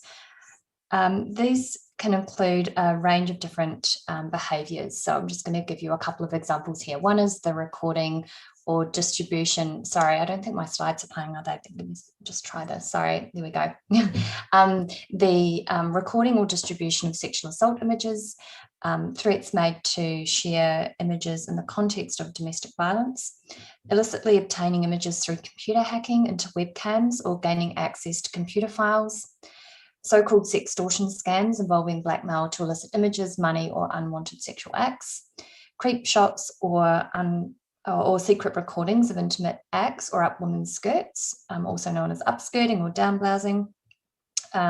Another example is the trading of non-consensual images online for the purposes of revenge or for social status, monetary gain, or sexual gratification. And another example, of course, that's already been discussed tonight is the use of artificial intelligence or some other software to create what's known as fake pornography, or also known as deep fakes. Just going to talk a little bit about the research that my team and I conducted in 2019. We did a survey of over 6,000 respondents aged between 16 and 64 in the UK, in Australia and New Zealand. So just in relation to a couple of key findings, I won't have time to talk about all of those findings, but I just want to talk about victimisation. We found that 1 in 3 respondents in our survey said that they'd had at least one experience of image-based abuse. This included 1 in 3 that said that someone had taken images of them without their consent. That's nude or sexual images. We found that 1 in 5 said that someone had shared nude or sexual images without their consent. And we found that just under 1 in 5 said that someone had made threats to share a nude or sexual image of them. Young people were twice as likely as those aged 40 to be victims of image-based sexual abuse, with those aged between 20 and 29 to be the most likely group to be victims. Men and women reported, interestingly, a similar frequency of victimisation. However, women said that they'd experienced higher levels of harm from the abuse, including being more than twice as likely as men to report being fearful for their safety from the perpetrator. We found that lesbian, gay, bisexual women experienced the greatest health, relational and harassing impacts than other groups. And we also found that lesbian, gay and bisexual women experienced higher levels of victimisation compared to their heterosexual counterparts. Finally, we found that New Zealand Māori, Australian Indigenous and Black, Asian and minority ethnicities had higher rates of image-based abuse victimisation. What's also interesting is the rates of image-based abuse are very similar across Australia, the UK and New Zealand. So this is just a very quick sketch of the extent and scope of image-based abuse. And unfortunately, I don't have time to go into more detail because now I want to turn to examining the role of Australian law in addressing this growing problem. So to begin with, all Australian jurisdictions, with the exception of Tasmania, have introduced new criminal offences in relation to image-based abuse. Although the wording in each jurisdiction differs slightly and there are different penalties, overall the sharing or distribution of intimate images without consent can attract criminal penalties of up to 3 years imprisonment in Australian states and territories, and 3 years for making threats to share intimate images. The federal telecommunications legislation was also amended in August 2018, and that introduces a special aggravated criminal offence for the non-consensual distribution of private sexual material of a person over the age of 18. That federal criminal offence attracts a prison sentence of up to 5 years, or in some cases 7 years in the most serious cases where an accused person has already had 3 civil penalty orders made against them. And currently before Parliament, they're proposing to amend that legislation to increase the penalty from 5 years to 6 years. And I think this does recognise the serious nature of image-based sexual abuse. Australia has some of the most advanced legislative responses to image-based abuse globally. In nearly all jurisdictions where law reform was undertaken, including at the federal level, there was an extensive public consultation period, and the legislators seem to be taking on board the advice and guidance from victim survivors, from academics, from domestic and sexual violence support services, legal practitioners, and others, and have to some extent avoided some of the problems that have been identified in relation to international jurisdictions where the laws are quite restrictive and fail to provide justice to people who have experienced image-based abuse. So I'm just going to talk very briefly about some examples of some good aspects of the Australian legislation. So first of all, no Australian jurisdiction with those specific image-based abuse laws require that the prosecution prove that the victim suffered distress or harm, or that the perpetrator intended to cause distress. or harm. Now, in some countries, such as New Zealand, the UK, and also in some US jurisdictions, there is that requirement. So if a perpetrator didn't intend to cause harm, so for instance, if their motivation wasn't revenge, but it was to obtain sexual gratification or to share the images as a laugh between their friends, and in those jurisdictions, they would not be able to be prosecuted.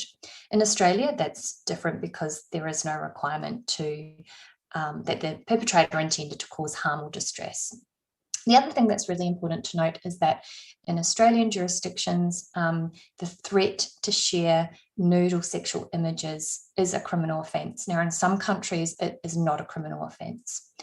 In Australia, the maximum penalties range from 2 to 3 years for someone making a threat to share images. And also the Australian law states that it's irrelevant whether or not the images actually exist. So for example, in domestic violence context, you have perpetrators who are threatening to share images, but those images might not even exist. Under Australian criminal law, that would still be a criminal offence. Third, more recently introduced criminal offences in some Australian jurisdictions include wording that make it clear that digitally altered images, including deep fakes, that is, images that are created, fake pornography that's created using artificial intelligence, is actually covered under some Australian criminal laws. And again, that's in contrast to many other countries where that is just not covered at all. Finally, I just want to mention in one Australian jurisdiction, so that's in the New South Wales, recently in October last year, the government in New South Wales passed a new law that gives the court greater powers to order an offender to remove, retract, delete or destroy an intimate image. The other interesting thing for the New South Wales laws is that it gives victims the same rights as sexual assault complainants. So it allows image-based abuse complainants to give evidence remotely in closed court, to access a support person, to have their identity protected from publication, and also to avoid cross-examination by an unrepresented accused person. The laws on image-based abuse are not consistent across Australian states and territories. And unfortunately, there are lots of gaps in terms of how the laws are being applied in practice. So first, despite that high prevalence rate that I mentioned a few slides ago, there have actually been only a small number of prosecutions under the recently introduced laws, and there's low reporting figures, again, in contrast to the high prevalence of image-based abuse. Second, in some Australian jurisdictions, image-based abuse is classified as what's called a summary offence, and this is seen as a lesser offence to what's known as an indictable offence. So when image-based abuse is classified as a summary offence, it limits law enforcement's responses, including the power of arrest. It limits their ability to be able to apply for a search warrant and to seize devices. And police have told us in interviews that they're more likely to prosecute image-based abuse when they can connect it to another more serious offence, such as stalking.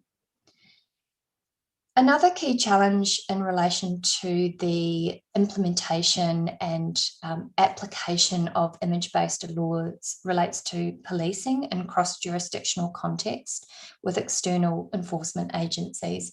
And again, in relation to those police interviews that we have conducted, police have said that they've had positive experiences working across international jurisdictions in relation to child sexual abuse material. However, when we asked them about working collaboratively with police in other countries, they said that they'd probably not investigate offences involving adults unless children were also involved. So things may have changed since those set of interviews, but it obviously represents a massive barrier. A key challenge for police also concerns knowledge of the laws and harms. So we heard from victim survivors. We interviewed 75 victim survivors of image-based abuse, and we also interviewed stakeholders again in the UK, New Zealand and Australia. And we found that a lot of people said that police advised the victims that there was nothing that they could do, and they often provide quite unhelpful advice, such as telling the victims to turn their phone off or to deactivate their social media accounts. And participants in our study also mentioned that police often just had no knowledge of any of these laws that exist in relation to image-based abuse in the Australian context. Finally, some stakeholders in our study spoke about how traditional masculine values and victim-blaming attitudes and a general lack of understanding of gendered violence contributed to how image-based abuse was policed. Although some victims had positive experience with police, the majority of the 75 victim survivors that we interviewed who not all the 75 victim survivors, of course, had experience with police, but those who did described the police as, quote, disinterested, dismissive, cruel, and judgmental. So just to give you one example, Heather, which is a pseudonym, a victim survivor participant from the UK, in her words, the case officer I was given came around 2 days later after I reported the image-based abuse, and they took my first statement. So I had to tell them everything that happened, and they instantly victim blamed me for what had happened. The police officer said, well, I guess you've learnt your lesson. I felt like if the police didn't have any sympathy or anything, then nobody else probably would either. So it made me feel really bad. And I had to get my friend to come over that night because I felt really unsafe in myself. I thought I'd probably harm myself. I dreaded every phone call from the police officer because I found her so unhelpful. I'm just going to talk now about the Australian Office of the E-Safety Commissioner. This was formerly known as the Office of the Children's E-Safety Commissioner. It's an independent statutory body that's created by legislation. It's been in operation since 2015 in Australia, and the E-Safety Commissioner is essentially a world first. The E-Safety Office coordinates and leads the online safety efforts of government, industry and the not-for-profit community, and has a broad remit, and this includes first providing a complaint service for young Australians who experience serious cyberbullying. Second, the E-Safety Commissioner identifies and removes illegal online content. Third, they address image-based abuse, and I'll talk about that in a moment, and they also provide research and education. Interestingly too, the E-Safety Commissioner was given responsibility for developing a world-first national online image-based abuse portal, which helps to counter the effects of sharing intimate material without consent. And that image-based abuse portal went live in October 2017. It helps victim survivors to get their images removed from online sites. It gives them guidance on how to communicate with someone who has intimate images in their possession. It gives advice to victim survivors on collecting evidence, and it also provides advice on the applicable laws in their jurisdiction. And the E-Safety Office can work with victim survivors to help request that images be removed from online service providers and website hosts and providers. So in the final few minutes how many minutes have I got? Final 3 minutes, I think I have, or 4 minutes. I just want to talk about some civil remedies.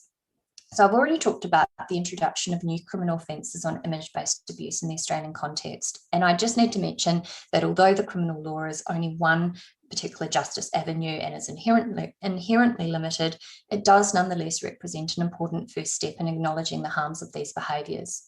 As I mentioned, unfortunately, too often these laws are not being used in the way that they were intended because police are often unaware of the provisions or do not view image-based abuse as serious enough to proceed with an investigation. So there are some other options though for victim survivors. They can institute civil proceedings under, for example, anti-discrimination law, defamation law, copyright law, and so on.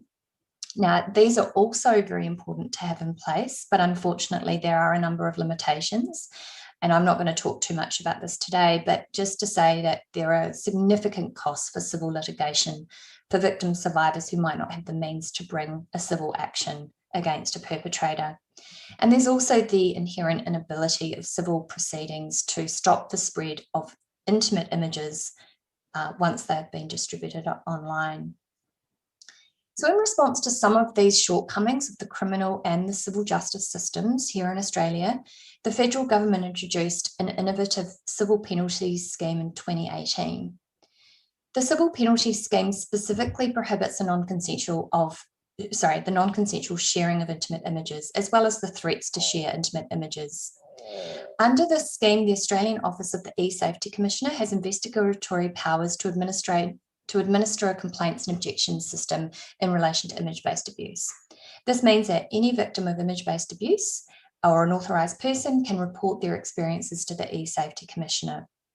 The eSafety Commissioner can then issue formal warnings, enforceable undertakings, infringement notices, or seek an injunction, or they may also issue civil penalties for non-compliance.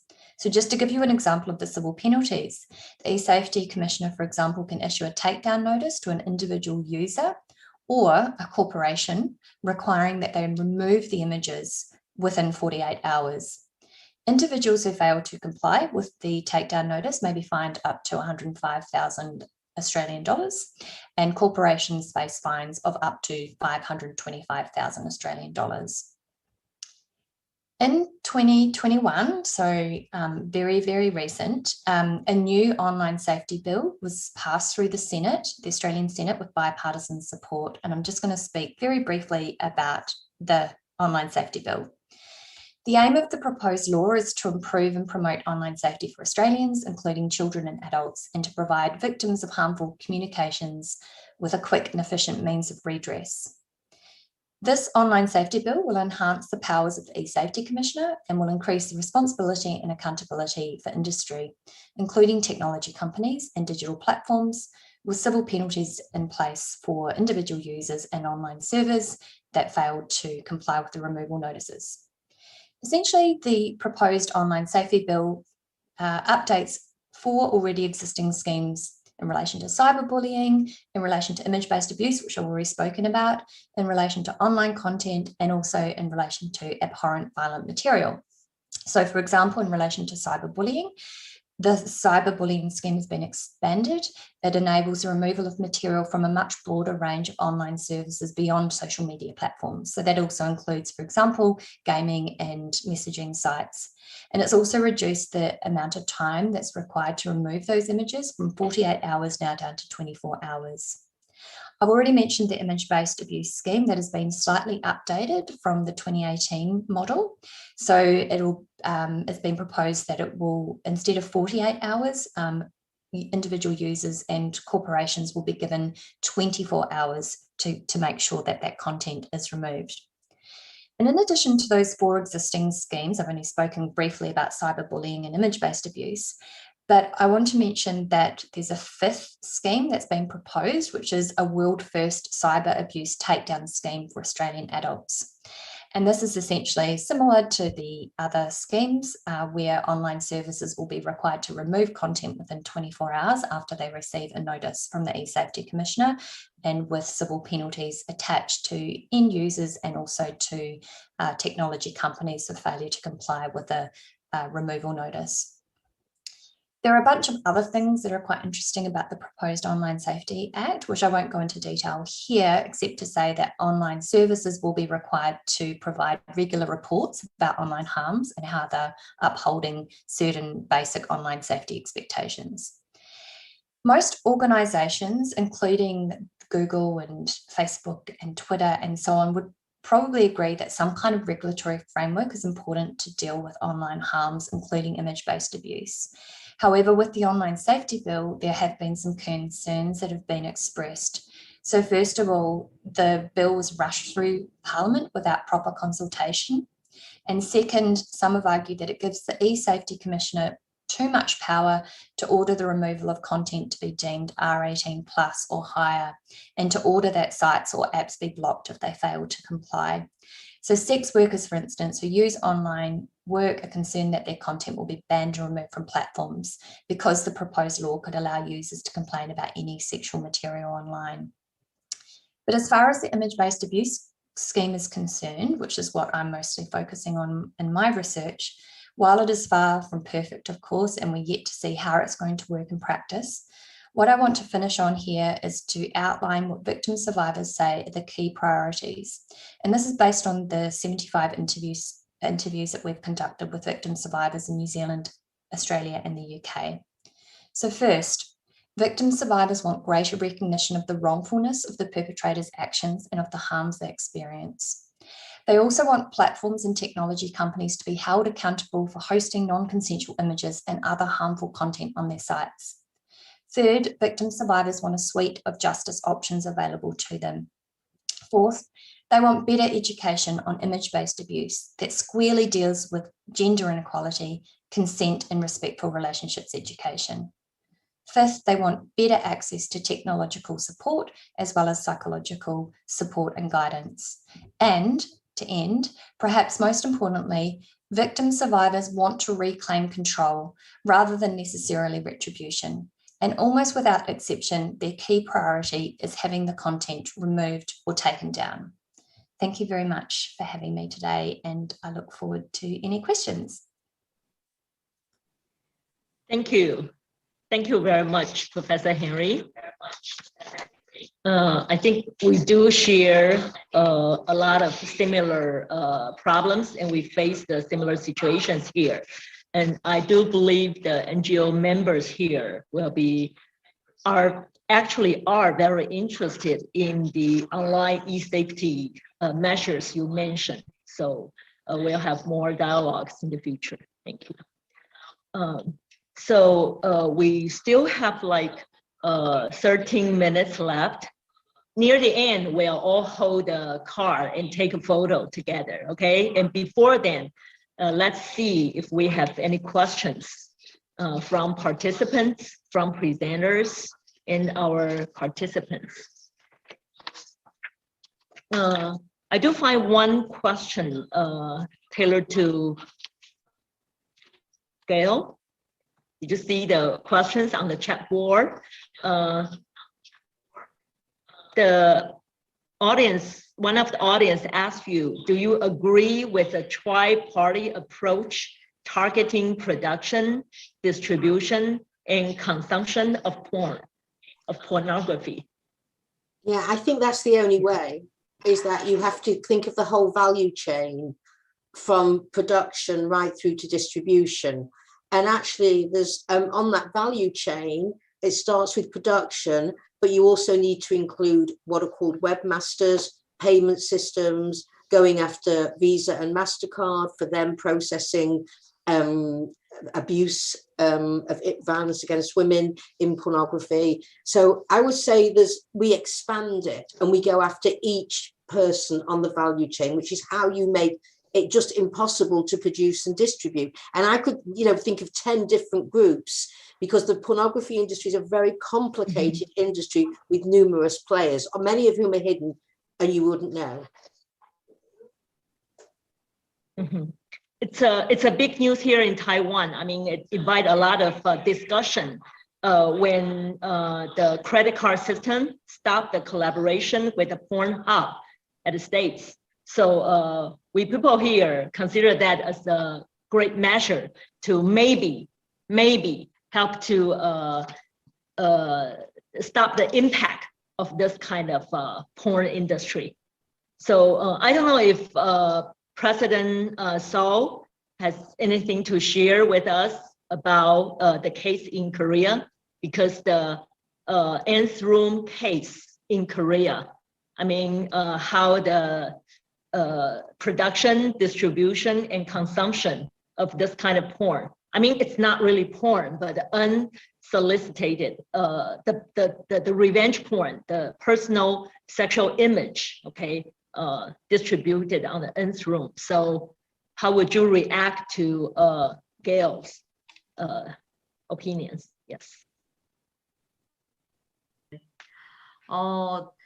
텔레그램뿐만이 아니라 다른 플랫폼들을 통해서 이 N번방 피해자분들의 촬영물들이 아주 적극적으로 사고 팔렸는데요. Yes, not only in the Telegram chat room, also in other platforms, this kind of sexual abuse and sexual violence videos are like spreading around. 특히 그 서버를 한국 외의 나라에 두고 있는 불법 포르노 사이트들의 유통이 아주 적극적이고 대규모였습니다. And also the cyber are based in not in Korea, so the cyber violence has been very big and very serious. 서버를 해외에 두고 있는. 네, 그 the server is based is not in Korea, it's in other country. 서버만 해외에 두고 있을 뿐이지 한국인이 운영하고 한국인 이용자들이 이용하고 한국어로 서비스합니다. 그 서버는 the server is outside Korea, but the Korean people, they use and they consume and they spread the video. 최근에 발견했었던 양상 중에 중요한 것은 중국 불법 포르노 사이트들이 굉장히 대규모로 발달을 하고 있고 거기에 텔레그램 성착취 피해자분들 영상들도 많이 발견되었습니다. Recently, they find out that in the China porn site, there are Korean victims in the China porn site. Yeah.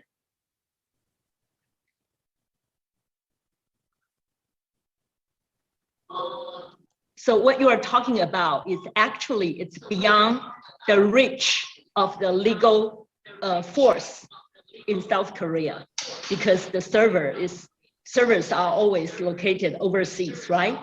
I think we faced a similar challenge here in Taiwan.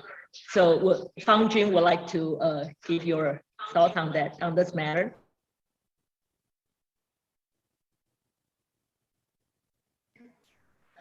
I would like to further this question too.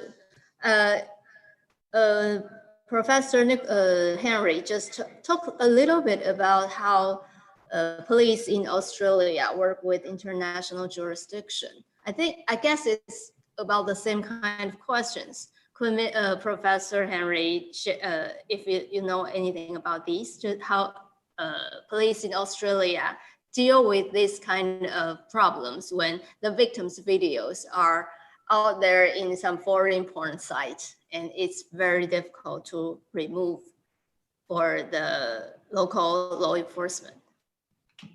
Yeah, thank you for that question. As I said, the police in interviews that we conducted said that they're not very likely to work collaboratively with police in other jurisdictions. If we're talking about image-based abuse against adults, they're more likely to work across borders with overseas police in relation to child sexual abuse material. So that is a problem. However, in saying that, I am aware of a recent case where the perpetrator wasn't an Australian citizen. He had been in a relationship with a woman in the UK. They broke up. He returned to Australia. And then from Australia, he sent her husband back in the UK some videos of her performing a sexual act with him and made some threats. And I'm not sure if he actually shared them on pornography websites. But in that particular case, the Australian Federal Police did work collaboratively with the UK police. And so I think we're starting to see some more examples of that kind of collaboration across jurisdictions in relation to image-based abuse against adults.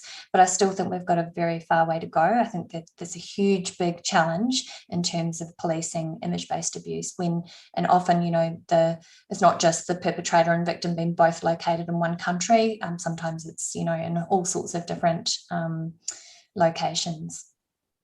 Can I say something, please?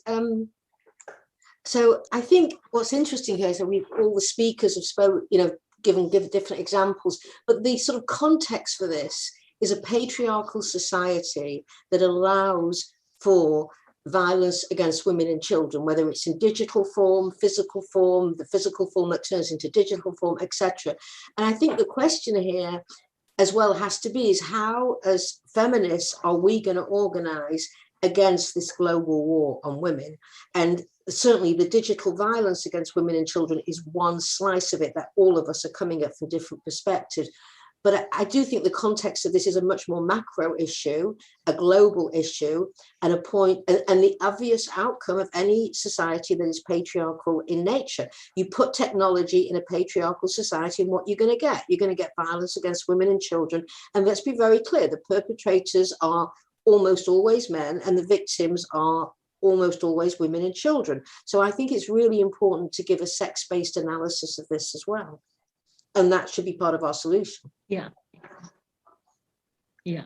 Especially it's a technology facilitated global war against women and girls. Exactly. Yeah. We have one participant ask about the panelists about the statistics of the sex from the aggressors versus the sex from the victims from each country.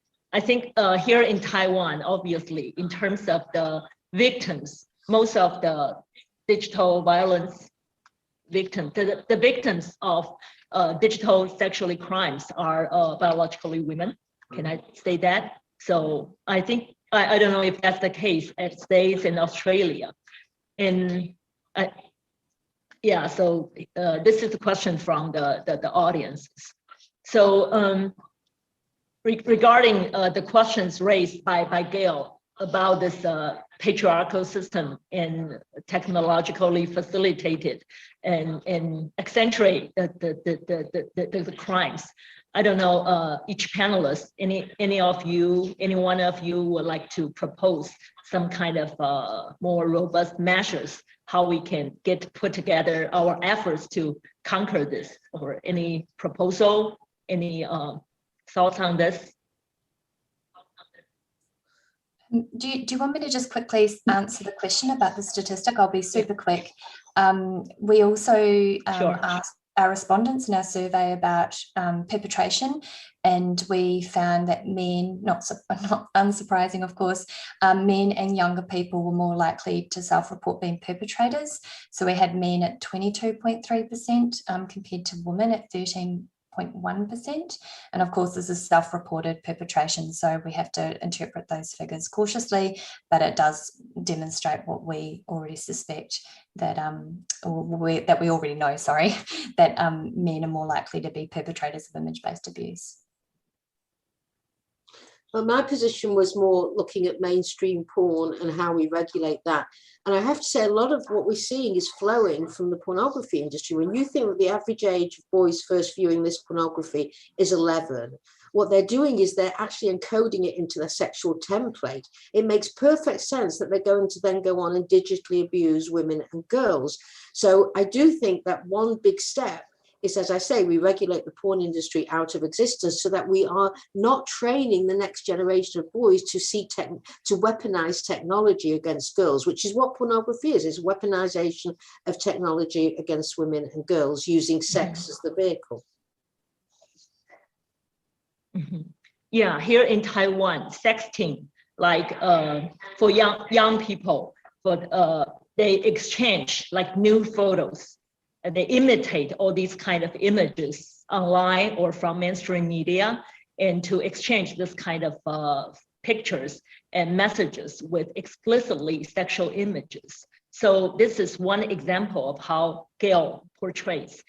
And for this kind of unsolicited sexual abuse, sexual images, they kind of fill the industry, porn industry, especially this kind of immature porn is very popular nowadays. I mean, Taiwan, in other places globally, not professionally made, but immature porn is kind of special genre of the porn industry.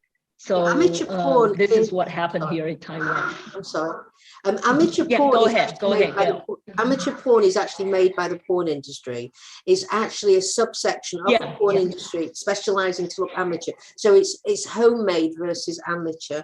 But again, what you said, I mean, sexting. You know, we know from studies that anything from sometimes 60 to 80% of girls who are sexting are actually being bullied and harassed into it.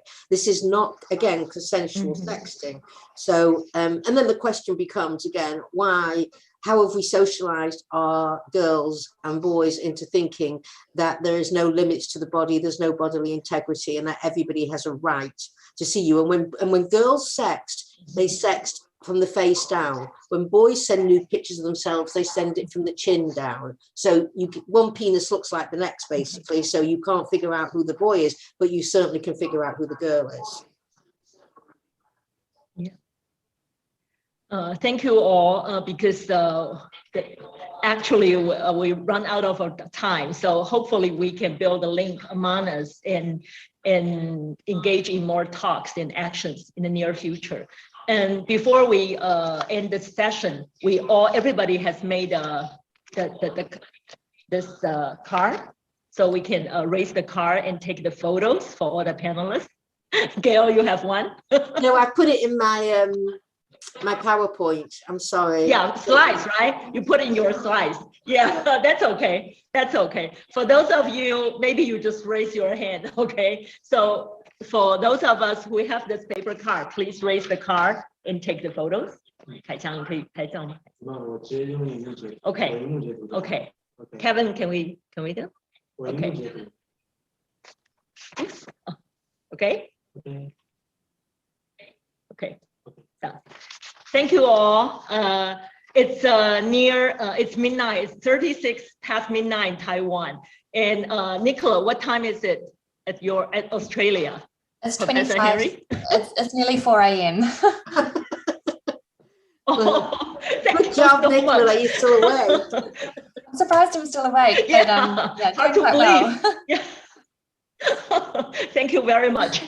Sorry Thank for you. dragging Thank you everybody for together and organising. spend the night Thank together. you so much. Thank you very much, and hope we can keep in touch and work together. Thank you. Okay. Thank you. Thank you very Thank much. you. Thank Thank you. you. Bye-bye. Thank you. Bye-bye. Bye. Thank you so much. Bye-bye. Thanks. Thank you so much.